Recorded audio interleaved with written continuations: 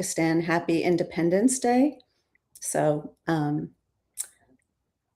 hope Thank this reaches. you. Thank you. Well, Thank you so much. Really, I am so glad this is my country's birthday. Happy birthday and happy Independence Day, Pakistan, and all Pakistan, all across the globe, Pakistanis. And you're welcome to Abundance Show. I am your host, Zafar Abundancewala, founder of Global Abundance Organization. Today, we are exploring the deep intersection of mental well being, personal transformation, and creative abundance. Joining us is Julie Lambert, a licensed clinical social worker, LICW, private LICSW. LICSW, private prac- practice clinician and talented artist with decades of expertise spanning clinical psychology, staff management, and wellness consultant. Julie has decided her career, dedicated her career to helping individuals navigate life's complex transitions, build emotional resilience, and create space, both mental and physical, where they can truly thrive, where she is guiding clients towards inner peace through evidence based therapy or bringing harmony to life through art and design. Julie embodies what it means to cultivate alignment and abundance from inside out. Julie, welcome to the show. Thank you so much for that lovely introduction. Thank you so much, Julie, for sparing time from my show, and thank you so much for gracing the show. Would you like to give us your introduction? I mean, whatever I have missed. Yeah, you definitely covered a wealth of my experience and career. I think it's sort of prudent to talk about what sort of led me into the field, and got me, on this path. And it's an interesting story. Back in, I think it was 1993, I went to a spiritual lecturer, a very well-known person named Marianne Williamson. She used to come to New York City and lecture at the town hall, and I had not really done much meditation in my life. So I went sort of earnest and, just to see what it was like. And I ended up doing this deep meditation. I fell into it, and after sort of maybe 20 minutes or so, I remember kind of coming out of it, and I just had tears pouring out of my eyes. And I remember a light came into my sort of from above, kind of came shining into my body. And I don't really recall too much about what happened, other than the message was that my destiny was to be a messenger. And I was in a really bad relationship at the time that I couldn't find my way out of. I was in a career path that I was not connected to. And so, um, came out of this experience, and I just remember thinking, I'm a messenger. Like, I'm here to sort of impart healing in the world in whatever way. I didn't know at the time what that would be, what it meant. And so shortly thereafter, I ended up going into nonprofit, where I spent 7 years developing and cultivating my helping professional skills, social work skills. I went back and got my master's degree at NYU in 1996 through 1998, and just had a really lovely career servicing people with disabilities, um, ran vocational training programs, and just helping the youth of New York City transition from sort of not knowing what they were going to do to into vocational jobs, and career paths. So it was a very evolving career. And then moved to Chicago and worked with Chicago's homeless population, worked with a very big plan for transformation. At the time, it was really important, moving people into Section 8 and scattered site housing, and it was a really big undertaking. So did that for a few years, and then landed in Boston through a lot of different um, career choices and personal changes, and always wanted to have my own practice, my own therapy practice. So I finally, after several years of training and getting, all of the requisite requirements done, I ended up getting my LICSW, and hence here I am in my own practice. Um, so that's the career path that I, Wow. Uh, yeah. your ending start, I mean, that is start of my first question.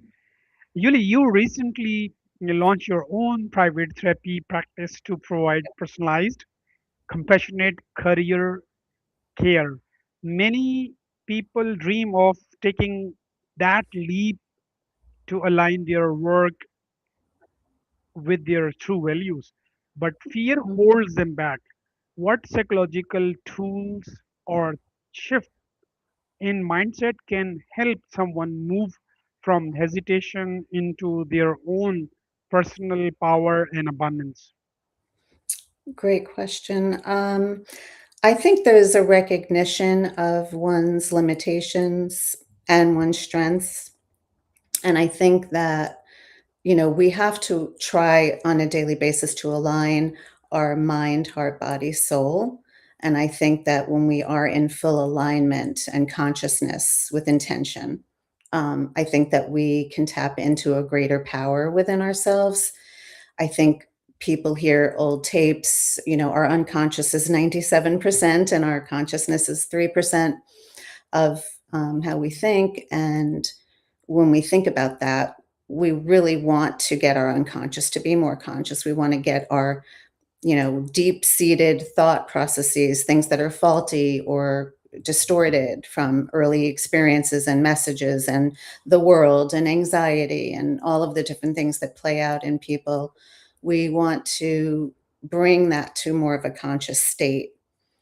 And I think when we do that, we're able to be very honest. We're able to look at ourselves, identify what we think our strengths are, be able to sort of go into a direction that manifests those strengths.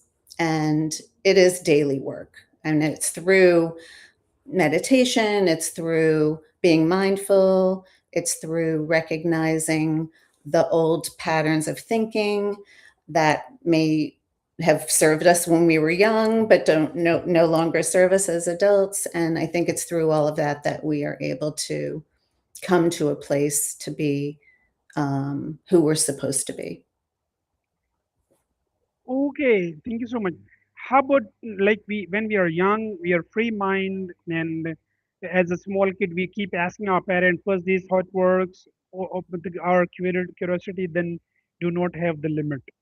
But I mean, bullying parents' wishes or your loved ones' thinking they impose on us, and then our the unlimited curiosity gets to one box, and they want to drive us, even our parents, our loved ones. They want to make us one. So I mean, they want to like if I am a banana, they want me to be orange. So how then you know and then several years later, like I mean in my age, I'm already 49 now, so I want to go back to my basics. How can you help me go back to as I was in my young age? Um, so in other words, sort of disconnecting from certain messages or certain cultivation to do more of what you think you want to do, to find your wants and needs and maybe recognize your own talents. Is that what you're asking? Yeah, yeah. Yeah, I think that, developmentally, we all sort of are supposed to get our early needs met. And as we get our needs met, we are able to master those and then go on to the next stage, the next developmental stage. And if any point there is sort of a stuckness around that, it's very hard to master, independence, for example, boundaries, separating from family, healthy detachment. So we end up playing out sometimes other people's wishes, dreams, fantasies about us when we really didn't necessarily buy into that. And so it's helpful to get historical data on people and to sort of understand what it feel like for you? What kind of environment did you grow up in? What was the communication style of your family? Um, were you from an authoritative family style? Was it more permissive? Was it authoritarian? Was it my way or the highway, for example? Or was it an allowing you to sort of cultivate your own, hopes, dreams, wants, needs, and figuring out with your imagination who you are. And so it really is about sort of sometimes the family unit can be very strict, very rigid, and that can sort of limit the way we develop through that in our lifetime. And so, you have to go back and unpack those things. And when we unpack those things, it can help you find the enlightenment, right? Oh, this is where have a stuck point. If I'm a people pleaser and I get older and all I've done my whole life is put everybody's needs first, what happens to me? Right? And the worst thing that has happened to me is again this people pleaser. Like there are five personalities. One is achiever, enthusiast, defender, pleaser. I am forgetting the fifth one.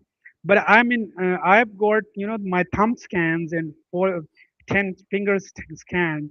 There is a software with the name MyMark, and I know the founder and co-founder. They are my friends, and then they scan my fingers, and then they got that I am a pleaser. Oh my, oh my goodness. I mean, I've been pleasing entire my life people, but nobody has been pleased so far. So, I mean, how do I get out of this dilemma, even if my personality is pleaser? So it's about honoring yourself. It's about how does that serve me today? Right, because what served you when you were younger doesn't necessarily serve who you are now. Like, we've coped in certain ways with early trauma or conflict or things that happen. So, "Oh my gosh, I want to avoid conflict." So what do? I please, I make sure everybody's okay, the world's attended to, and this is how it plays out, right? And so it's about, self-love. Like, people need to learn, really, like, I think we all do, and it's a process. I don't think it ever ends. How to take care of ourselves, how to attend to our needs. There's a notion that people think if I'm taking care of myself and I'm doing what I want to do and I'm focused on me and what my need is in the moment, that I'm now a selfish person, right? There's this label. People are afraid of that. So we have to be careful not to label and not to judge and criticize, right? Just to be sort of more self accepting. Thank you so much, Julie. My next question is beyond your clinical work. You have a rich background as an artist and design consultant. How does our physical environment culture versus intentional design impact our mental wellness, emotional energy, and overall capacity for inner peace? Yeah, there's a lot there. Uh, Typically, again, I'm not a trained artist. I didn't go to school for it. It came out of my own trauma, and that's how I started to paint about 5 years ago. Um, I have no, when I was doing organization work, I think there's a huge and people have, talked about feng shui and how like your environment has to flow and it has to feel right. So clutter, people who hoard or have clutter, it tends to block our energy, right? So it's really important to take care of our environment. Our physical environment is a reflection of who we are inside. And so when I think about being peaceful and having inner peace, I think about those aspects of self that I want to feel not constricted, but I want to feel like the air flowing. I want to feel a connection to my environment. And so, looking at your physical space, it's really important to just find an organization around it. Simplify it, right? People love tchotchkes and fill their lives up with all of this stuff, but it ends up being clutter. And people think outside of me, this material, this physical object is what I'm supposed to have as if it means something. And what it ends up doing is depleting our own energy field. And I am a strong advocate for decluttering your space, decluttering your life, and finding a more enriched space inside because the real estate we have in our bodies and our brains is immeasurable and, in my opinion, a rare commodity that we need to cherish more. So we really just need to sort of understand the reflection of our outer world is a reflection of our inner world. And if our outer world feels chaotic, guess what's happening inside, right? True. In your career, you specialized in supervising culturally diverse populations and Mhm, cultivating strong relationships between teams and leadership. In a world that often feels divided, how can leadership, how can mm, leaders create environment grounded in empathy, mm. psychological safety, and collective growth? I think, diversity is we are in a world that is diverse and it's multicultural and it's multifaceted and it's multi-layered. And I think that there's people become fearful because they are not exposed to, they don't have access to, um, differences. And we see this in all different ways in the world now within, homophobia and transphobia and man, woman, we see all sorts of disparity going on and culture wars and power mongering. And I think, like what you said, hitting on it with the word empathy, I think um, when people feel value and connection, and I think it starts with connection with yourself, again, going back to like, who am I? What do I feel? What do I want? And we have to be interconnected to ourselves. Then you can then have more of a connection in the outside world. And I think listening and empathizing go a very long way because it's I know for me that working in this field all of these years and helping other people and understanding other people, listening to other people, accepting other people, viewpoints, everything, has made me feel more empathic as a human being.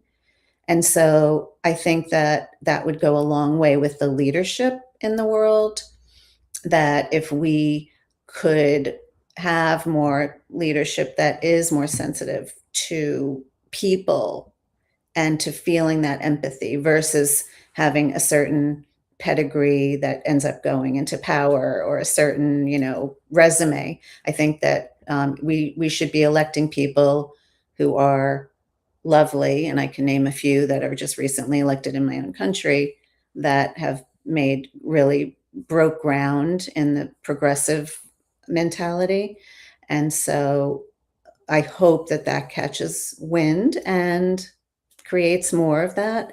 Um, and that, just by listening and and accessing other people, and understanding other cultures and understanding that there's so much similarity in terms of us as human beings, and that if we just focus on those similarities that make us all want to have love and family and enrichment in our lives, that all people want that. We all want to self actualize.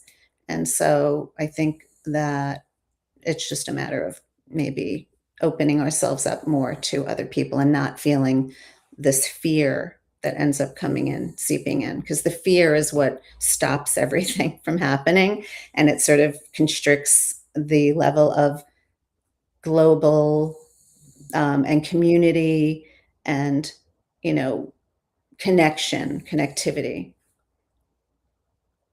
When you say my way is highway, what does this mean?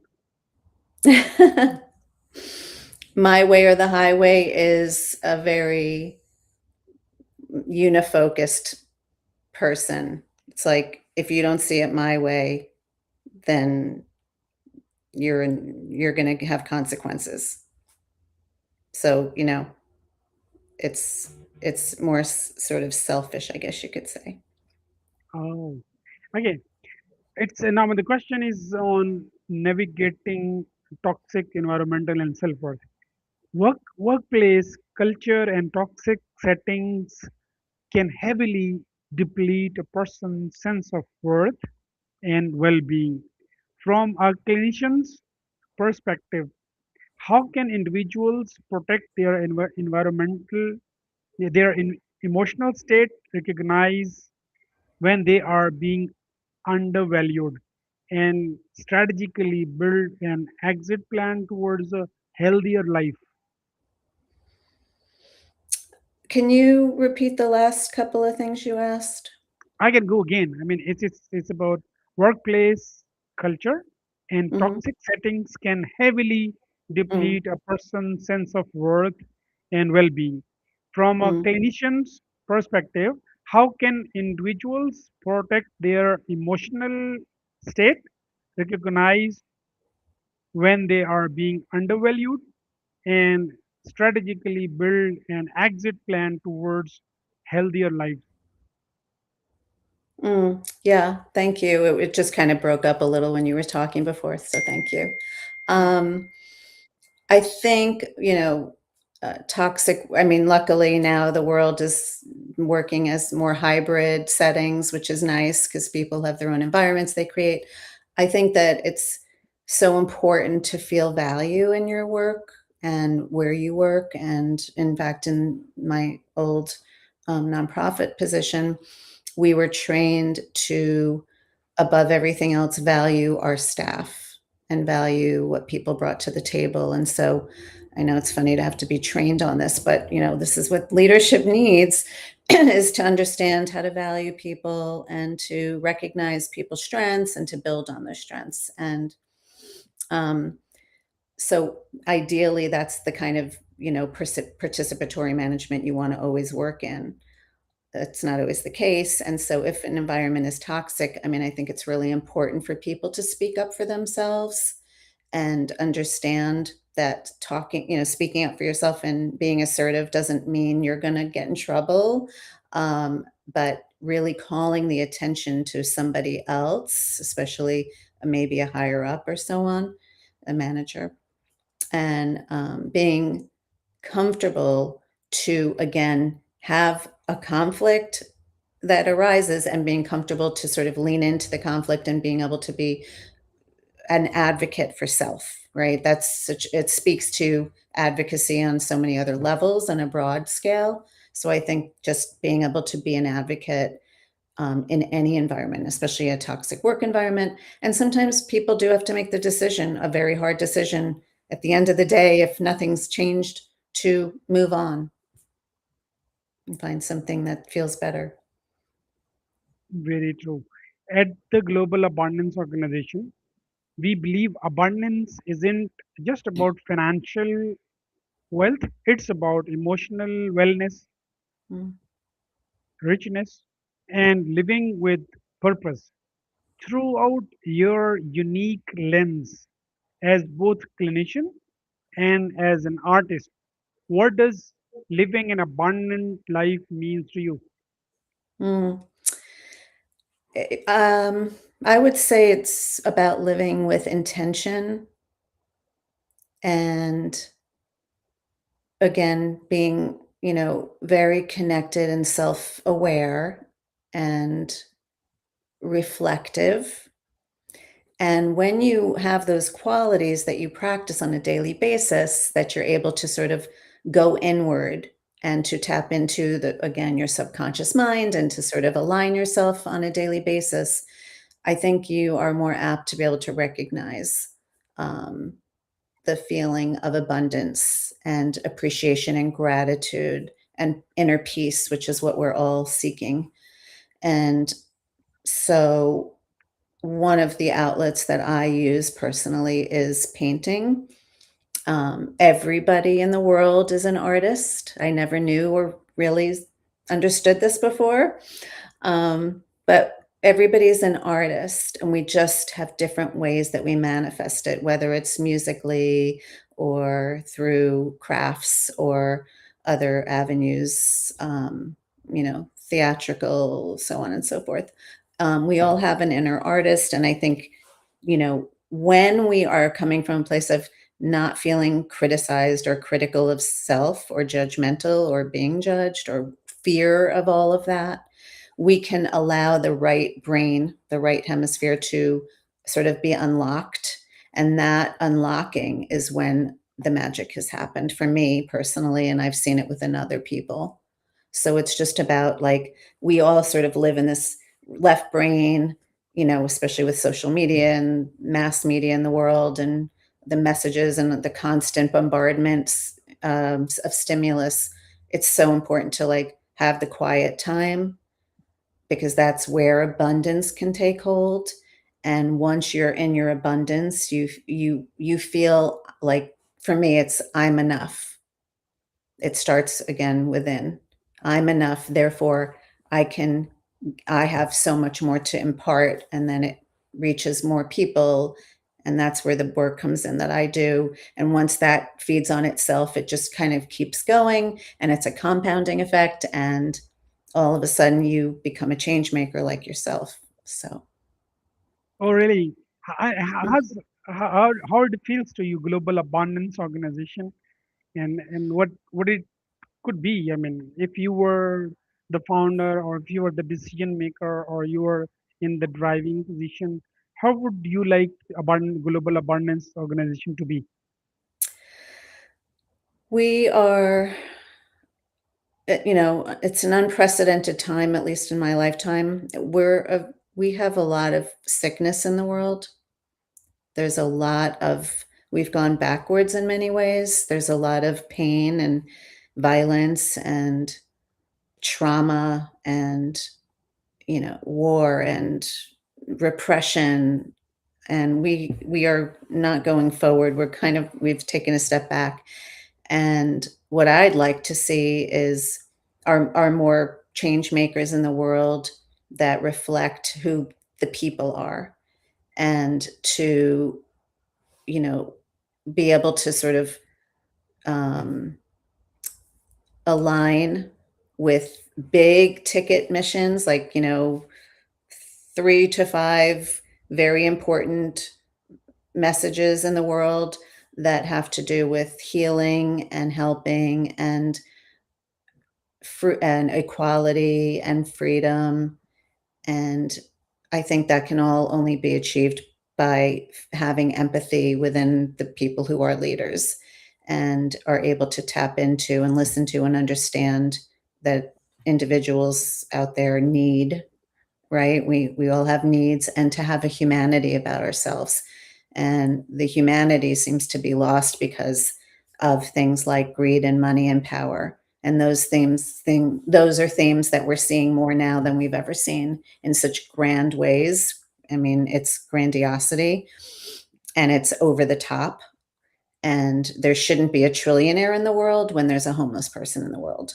That doesn't make sense to me. Wow, wow, this is sweeping statement. I mean, wow, this is so bold. If there are like millions of people who are homeless, and there should be no trillionaire. Wow, that's cool. So thank you so much. I mean, I've hit already the limit. I've taken your even 4 more minutes.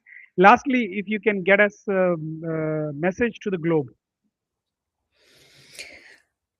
Be kind to one another, be generous, lead with your heart. This is Julie, and Julie, how can people reach you physically and virtually, both? I'm at contact@julielamberttherapy.com. And I have a website that I can also be reached at, imaginebyjulie.com. And I'll try to get back to you. Thank you. Thank you so much, Yuli. It was so abundance of you. You got abundant mindset, and you're spreading and tuning people into abundance. Thank you so much. Stay blessed. And when are we seeing next on Abundance Show? Thank you so much for having me, and you've been most lovely. Thank you. Stay blessed. Bye bye. Bye. Thank you.